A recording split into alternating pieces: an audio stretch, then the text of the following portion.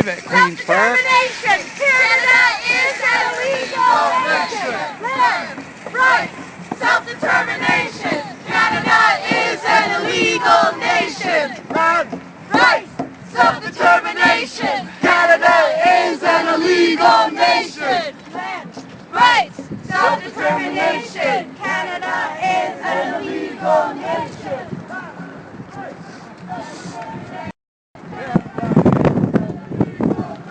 We got a few more people here. Cousin Crow, this is First Nations rally. Walk to Queen's Park to fight or just got C Bill C-45, sorry. And we're doing good. Civilian media is here, but I'm back live.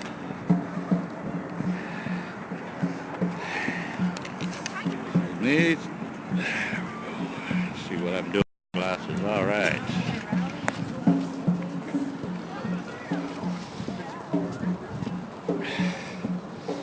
Pretty quiet. We're getting the tail end here at Queen's Park. Well, we got more people than we thought, which is good. Still coming in.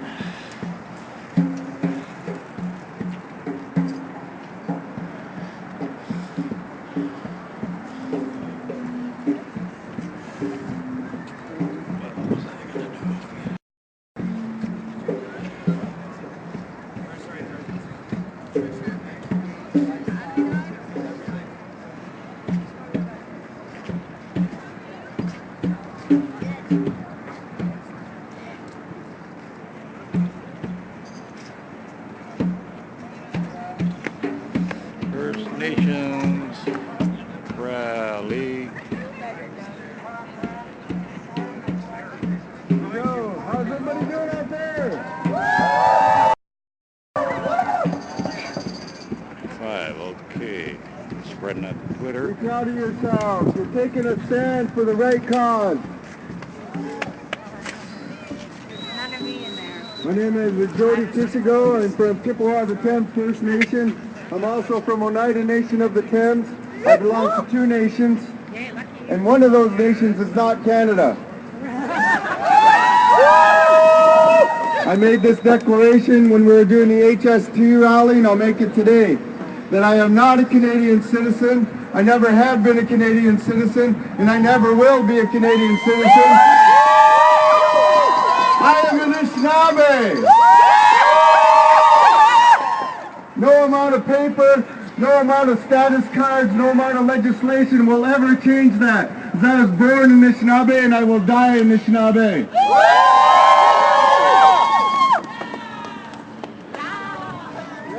This government here, this provincial government, they think this fight is not them, like they're not responsible for this.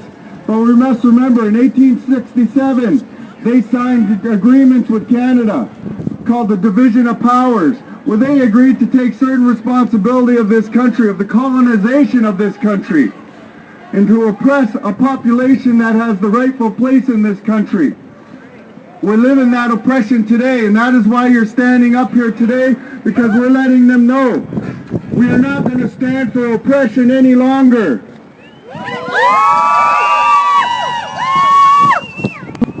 Only a fool would believe that an oppressed population will stop because of legislation. No amount of legislation will ever stop us, because the future generation is depending on us. With that in mind, I must pay respects and ask everyone else here to pay respects to the ancestors that belong to this land. They're here with you today. So please do me a favor and acknowledge the ancestry of the land you're on today. They sacrificed, they died on our behalf so that we could stand up here today and have a voice. I have a message to deliver from the Grand Council Chief, Patrick Mandabi of the Anishinaabe Nation, and the Regional Grand Chief, Isidore Day.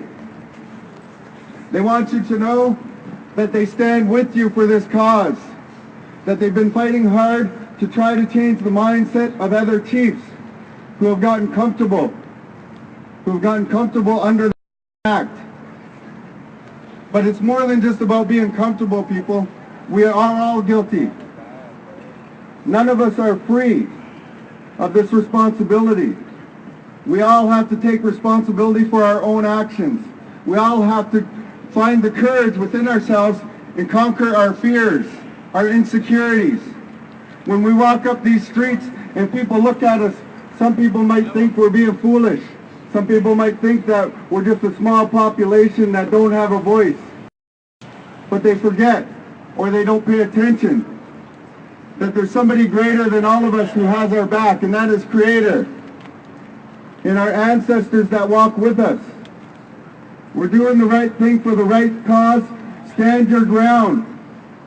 And know, when you go home tonight, that this is bigger than you. It's bigger than chiefs. It's bigger than any organization. This time that we're in today was prophesied hundreds of years ago by many nations, not just my nation. But the Ojibwe nation has a prophecy called the Seven Fires Prophecy. In the Seven Fires Prophecies, all of those prophecies have come true, including the residential school era. In the residential school era, it was the sixth fire where they prophesied that our nations would be at a lowest point in our history, where our heads would be down, and we would look like conquered people. The seventh fire has already started, and that is the rise of the seventh generation, who will find our voice and bring our cultures back to our people.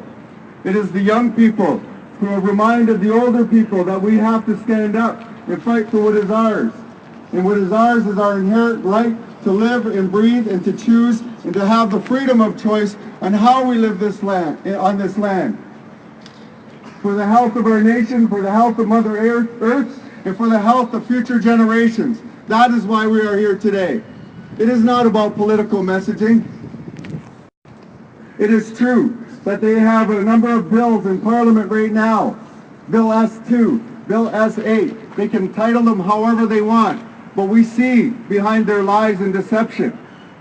The reason why we see behind their lies and deception is because we were gifted with truth. And truth can always see through lies.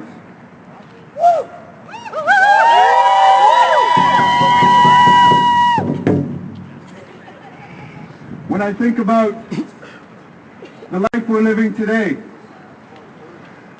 and I get questions from people about the conveniences I have today, about the job I have today, or the clothes I wear, and they ask me, what am I doing here if I'm going to drive on their highways? What they don't realize is that those highways were built with resources that come from this land. That does not belong to any one individual, that belongs to all of us.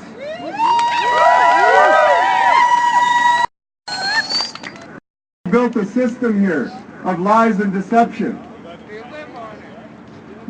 But they're going to have to live and die with those lies and deception. That is the responsibility they carry, not us. When the residential school experience happened, it lasted for over 100 years. Over 100 years, they kidnapped our children. They lied to our parents. And they abused, they oppressed, and they tried to exterminate First Nations people.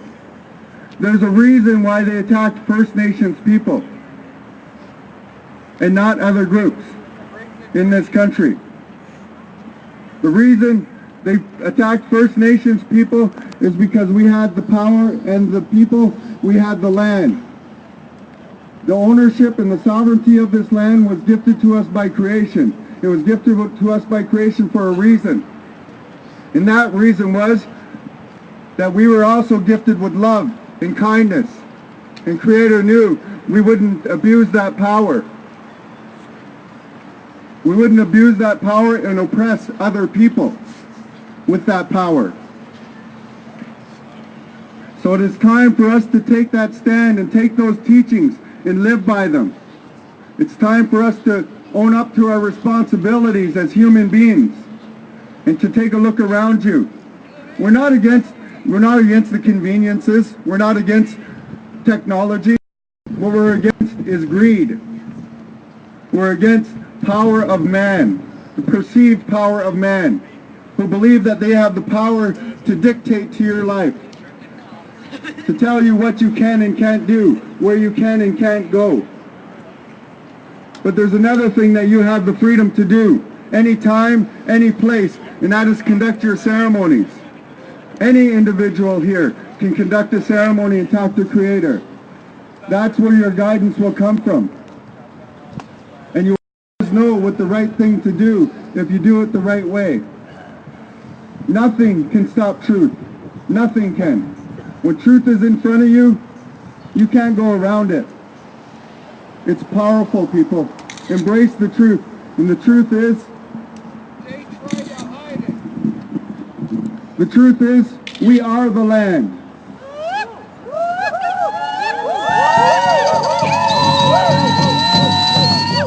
We are all connected. We're all connected to each other, to the land, and to things around. I'm going to talk a little bit about one of my heroes. He's a figure in history. His name is commonly known as Pontiac. His Odawa name was Abwandieg, the hunter. In 1763, Pontiac decided to take a stand against the British Empire after the British Empire had defeated the French in a war over Canada and for global supremacy. Pontiac rallied the Free Fires Confederacy, which was an alliance, a spiritual alliance, of the Ojibwe, the Odawa, and the Potawatomi nations. This became a military alliance. With a small group of people, he told them to throw away your guns, throw away anything the white man has given you, pick up your hatchets, and we'll send them back to where they came from. The reason Pontiac did this was for our generation to be able to stand up today. 9 of 11 British forts. The reason we have treaties today. Every voice, every stand you take makes a difference. Remember that. Your voice matters. Do your ceremonies. Talk to your people. You are not a number. This government and the federal government want you to believe that you are a statistic, that you are merely a number born into their system. Absolutely true. It's a lie. You're a human being and you have rights. This movement that had began less than a month ago is gaining speed and gaining momentum for one reason. Because we are in a time of truth. This is truth time we are in right now. This is the 8th fire. The prophecy that I spoke about earlier also talks about an 8th fire. And the 8th fire, the people with power, they can choose to change their ways and do things the right way with compassion and kindness. Come up with creative ways so everybody can live in peace and harmony, or they can continue on the destructive path that they are on, and they will be the demise of their own destruction. I believe in that prophecy. No matter what happens to me, if I were to lose my job tomorrow, it doesn't matter to me, because I got my back, no matter where I go.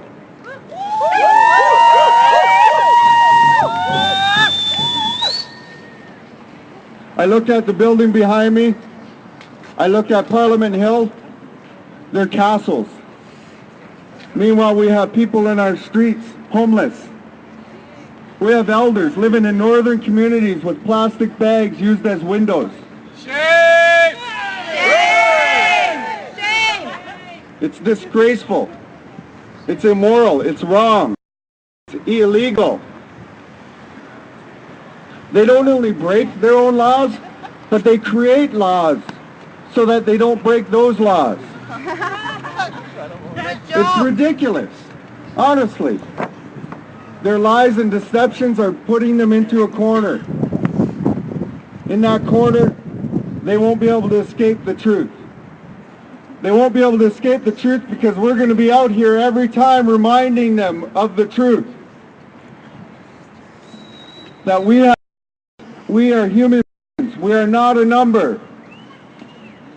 And that this land that we stand on here was part of a land that has been stood on by our ancestors for thousands and thousands and thousands and thousands of years.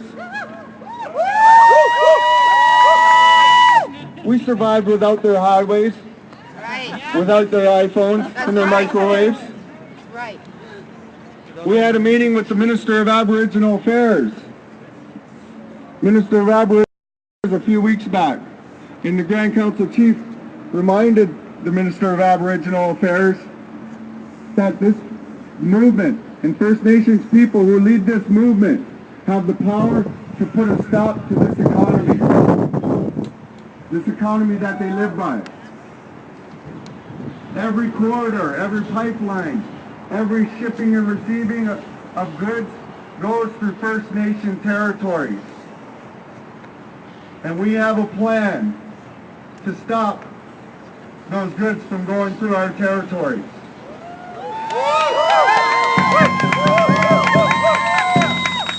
If the only thing they will listen to is money, then we will stop their money.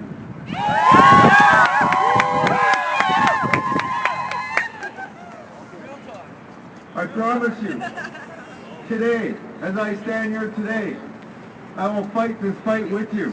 I will stand beside you, every one of you. No matter where it is and no matter where it leads us. Because I believe in the cause. I believe in our people.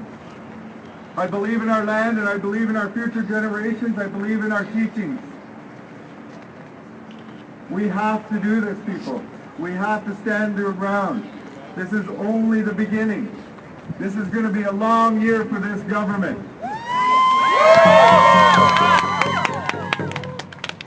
The reason why we're up here at Queen's Park is because some of those laws that Parliament is passing or is in the process of passing propose power from the federal government to the provincial government.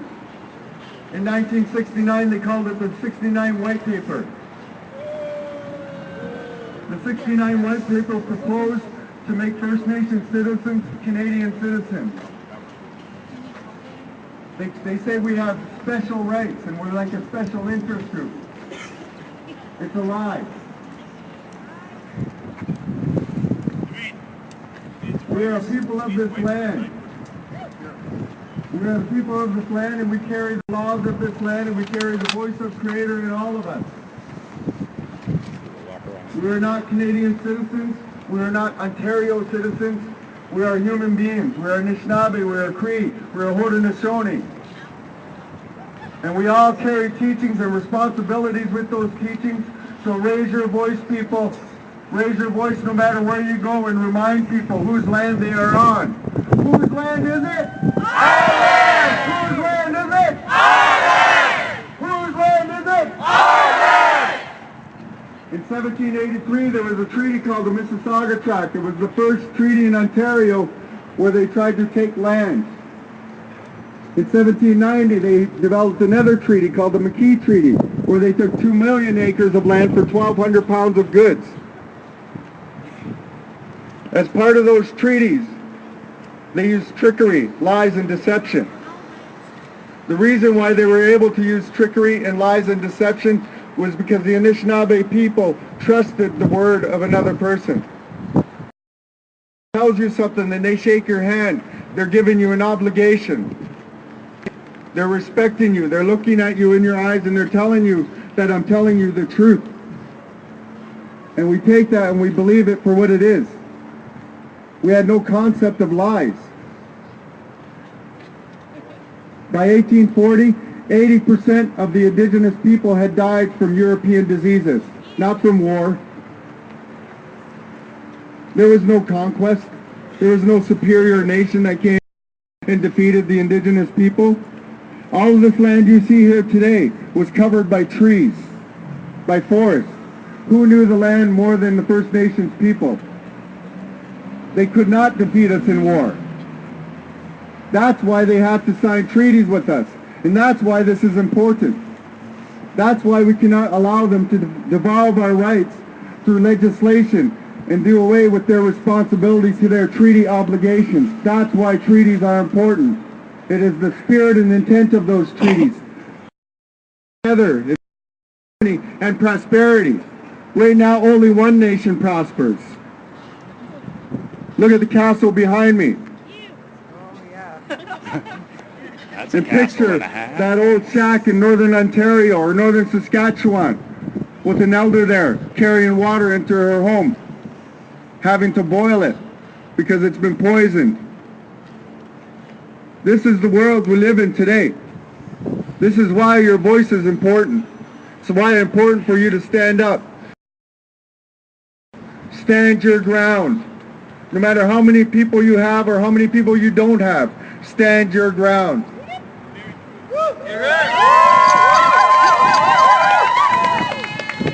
We are the people of this land, and this is our land. Y'all go, big wetch. I'm going to ask another person to come up here and speak to you. Some of you may know her.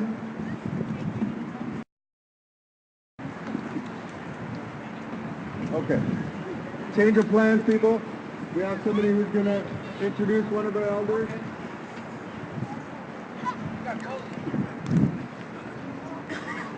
About time. Time to grab my coffee. Let's get back in there. It's chilly out here, but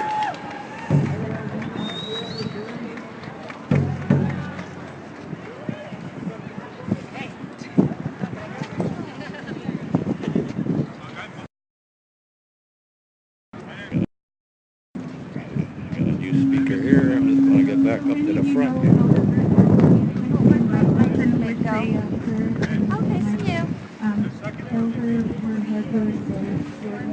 And he's the great-grandson of Mr. Loftus and Victor. Thank you. I'd like to give my traditional greeting to everyone, to my brothers and sisters from all the four directions. I welcome you here on our Mother Earth, and I'd like to greet all the people of all colors, all beliefs in here. When I came here, I just brings memories. I've been coming here for the last 55 years, and I'll keep coming as long as I can, as long as the people are ready to speak out and defend our Mother, the Earth. Our Mother's blood is so important. She can't live without it, and we can't live without it. I'm talking about Nippy, water, very important. So I'll just do the prayer. One of the things that my son said about when I start speaking, our pre-prayers are fairly short, but what you have to watch out is, with me, is I go on and on and on. I'm going to make sure that doesn't happen. So I would just ask you to men to remove their hats.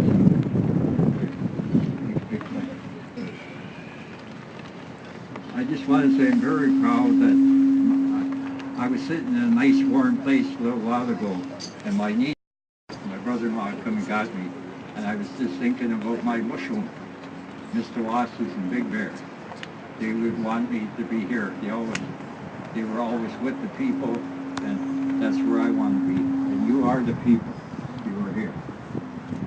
Oh, beloved ones, oh my beloved ones, mushrooms, Nilkun, Osa, spirits of our ancestors, take our sacred thoughts, our sacred prayers to that great energy source we call the Great Mystery, and we pray for the people.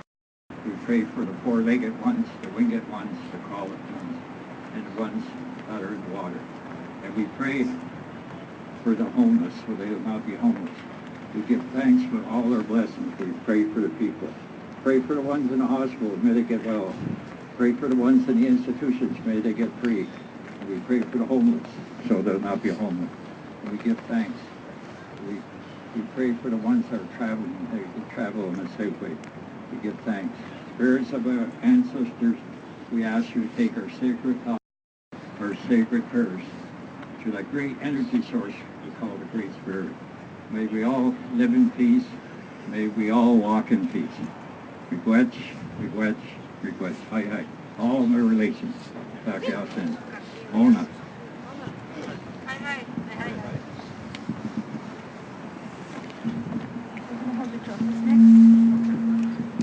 They ask the drum to come up. We have a drum out there. Okay. Turn around.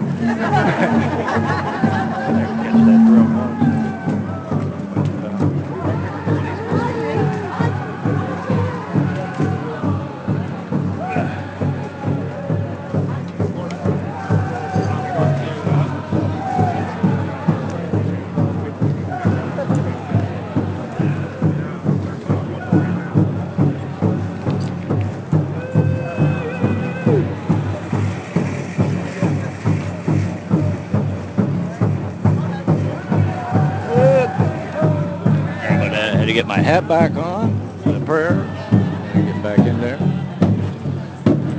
Remember these drummers, they were at the Queen West Center. I got them on tape there on one of my videos.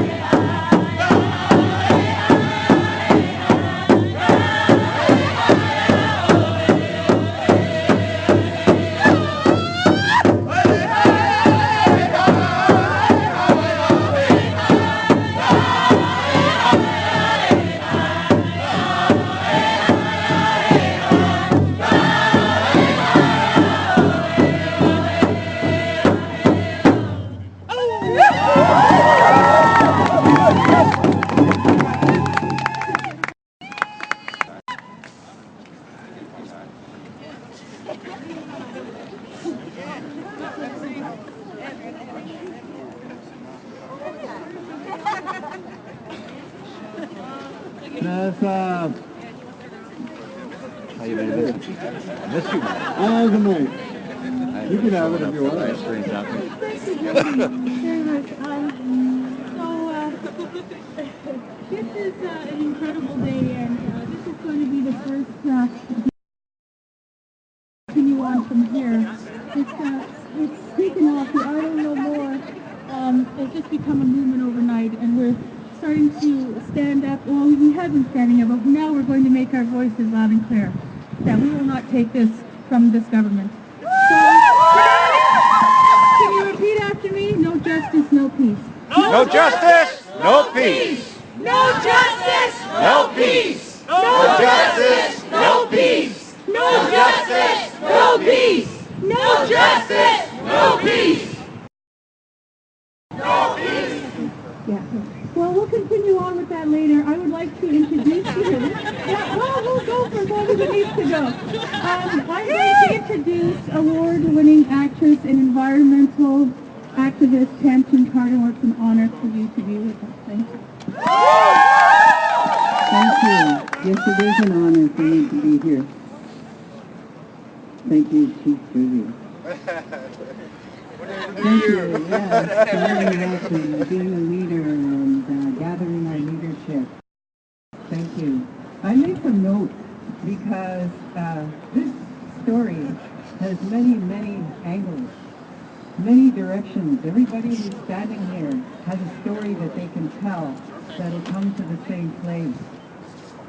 My mother's people, from the first democracy on Turtle Island, the first recorded resistance on the part of women in North America was in the 1500s, Iroquois Confederacy, Haudenosaunee, because it was a council of grandmothers who chose the leaders.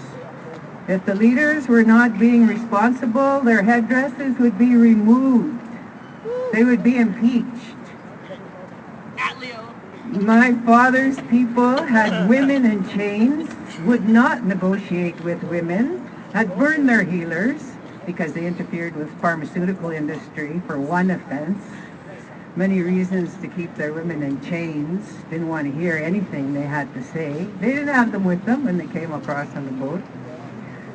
So men were put into responsibility to negotiate with men who did not honor their women. They began to fall off the track of responsibility to women and children and the laws of life. For example, they started wars without authority to do so.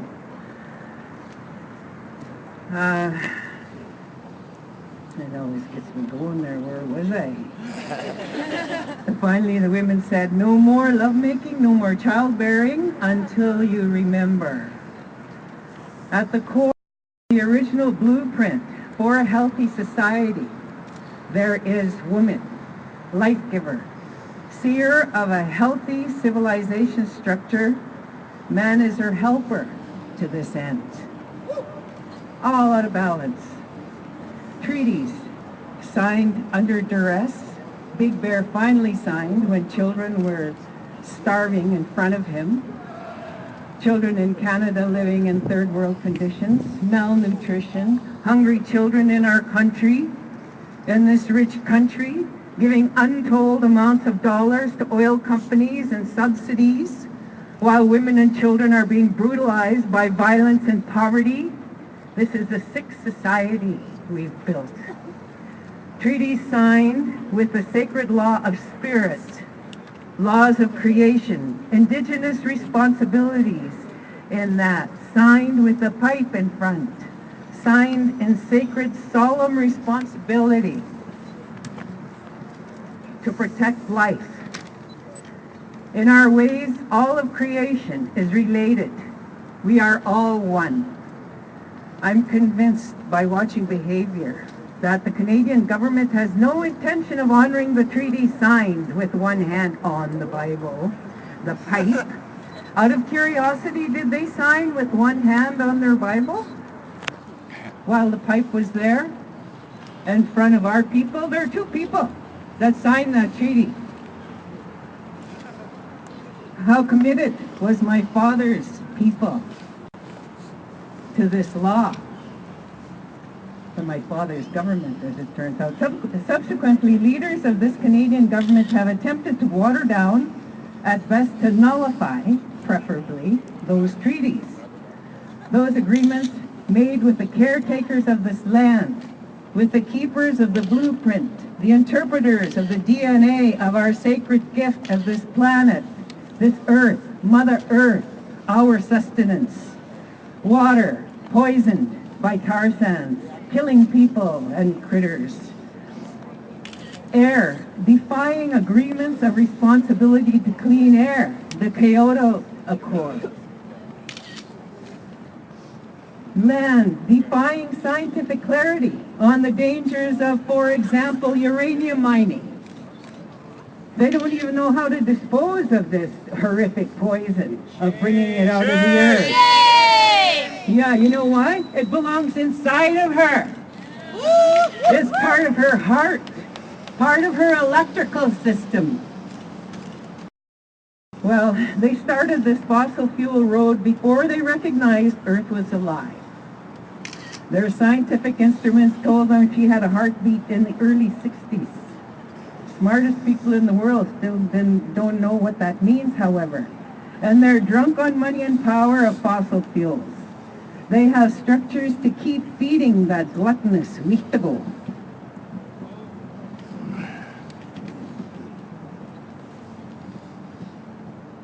Just what? Subsidies of horrific proportions, while solar and wind energy is treated like the unwanted foster child, abandoned, violated for being in the room, bullied, scorned, misrepresented. Solar and wind could be nourishing our communities. 40% cheaper than it was a few years ago. Solar cells, panels, innovative, progressing.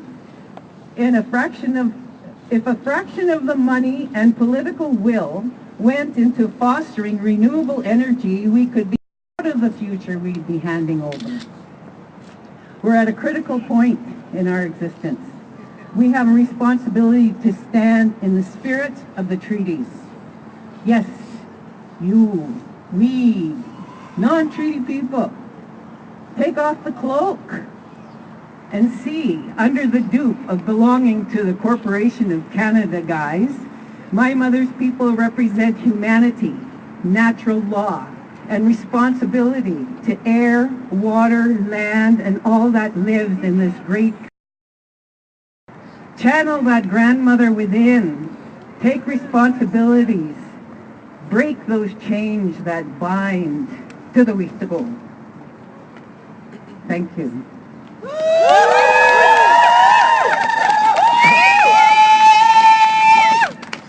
Thank you, Nancy. We have someone who's going to do some spoken words. Sure. Young Ojibwe, you ready? Yeah. Let's rock this place. Bring the house down. We're not in a house, we're on the ladder. Okay. Yeah. That's okay. Hi, everybody. Before I do the spoken word thing, I just want to actually thank everybody for coming out. I mean, everybody who's proud to be Native obviously is here, and who supports Native is here. So make some noise!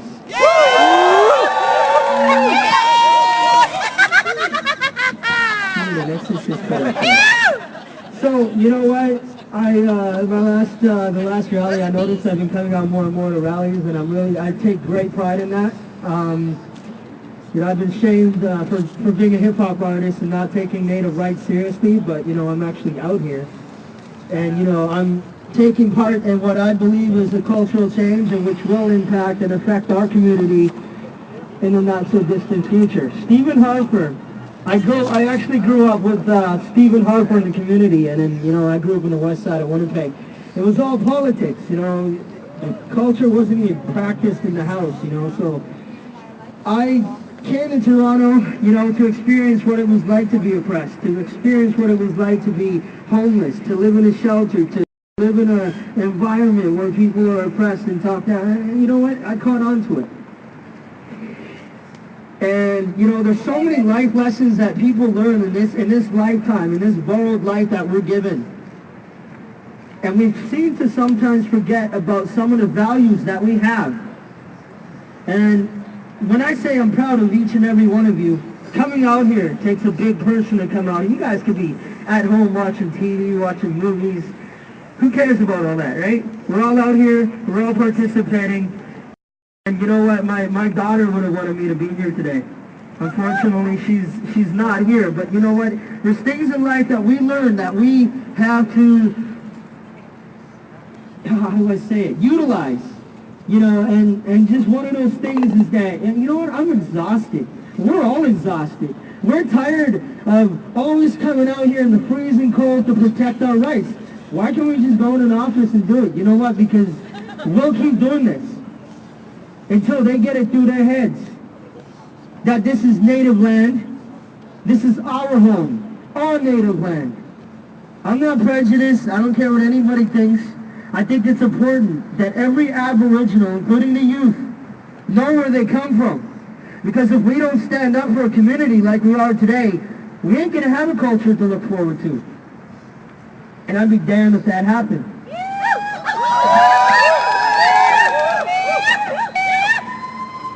Now, that's why I got involved with hip-hop, which is, before I get into this, music saved my life. I went from the streets to cocaine to alcohol to selling to turning my life around and realizing what I had and who I really was and utilizing who I was to the fullest. Sorry, let me rephrase that. Who I am to the fullest. Because you know what? People wake up sometimes. I'm doing it at a young age. I'm 27 years old. I'm glad I ain't 60 and realizing this. Which is okay. You know, I'm not saying it's a bad thing. We all wake up eventually, right? But, thank you. Now we're going to do this whole rap thing. Dig it a hole, Cameron. I'm sitting here thinking about the things that he did to us. Like, people would joke and the cops used to always kid with us.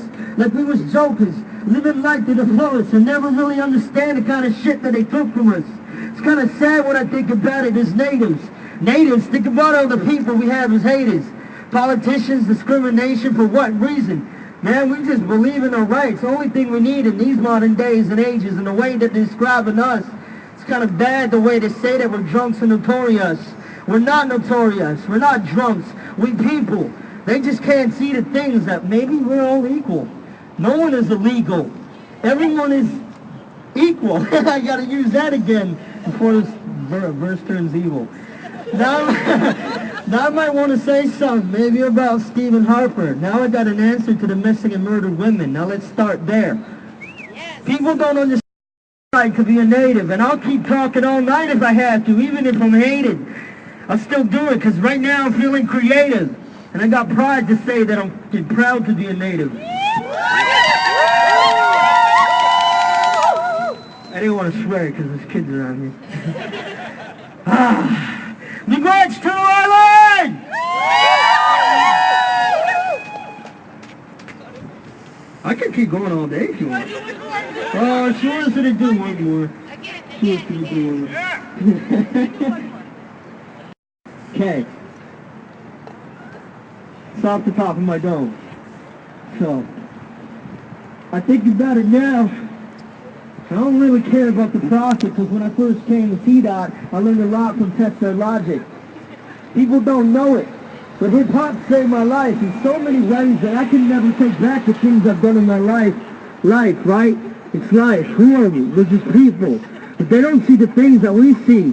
But I believe in the eagle. Not the eagle that stands like a government official. I'm not that kind of person that'd rather grab a hand of pistols. And what's pistols for? We don't need them. See, I want to live in a world where all of us live in freedom, where there's no violence, there's no silence for all missing and murdered women. Because I know that one day they'll be restored at home again. Nobody will ever have to feel isolated and alone again. But if I can speak for all my people, you know what? I just lost that flow right there, you know? Like, it just comes out the top of my dome. But you know what? That's pretty much all I got right now, you know? Just kind of like, I'm proud to be Native. I'm really proud to be Native. And I stand here in front of every one of you.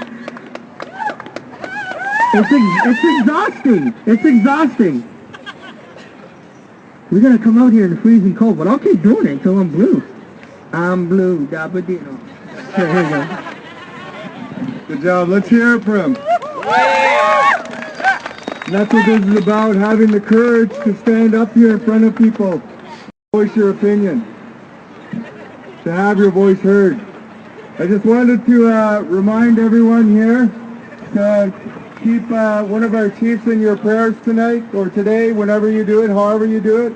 Chief Spence of Attawapiskat First Nation has decided to go on a hunger fast, a hunger strike at Parliament Hill. She'll be starting her hunger strike, I believe, tomorrow morning. And she says she's going to stay there as long as it takes to get this government to listen to us. So we have a number of committed people out there. And I told you in the beginning, this movement is just beginning. Do not be discouraged by numbers. Do not be discouraged, people. This has started for a reason. There's people across Canada right now, across Turtle Island, who are doing their own events and started it on their own, just like this group did here. Nobody asked them to do it. Nobody asked them to do it. They just started it on their own because they knew they had to do something. No one's getting paid, as Lavon. And then nobody's getting paid. Message brought to you by Lady Sandy and friends. So we don't have to get paid to have our voice heard. So just remember, everybody, keep it going. We do have plans at the chief's level as well.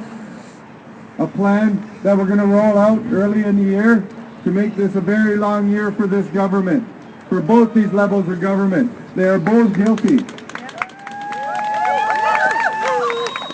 And we will bring them to our court on the land. Right now, I believe it's going to be an open mic. We have, what is your name, by the way? Crystal St. Clair, one of the organizers of this rally here. Let's hear it for her. Yeah. And Yawango Miigwech for listening to me. Well, here we are. This has been a really exciting process for me. I just want to thank the people of Idle No More when I was contacted last week, and I just felt a sense of urgency with everything that's going on. It's a real political crossroads that we're in again. And we've been in a few, and you know what? We're back. We're here to stay again. This is our life. Remember that. So, anyway, I want to read a press release.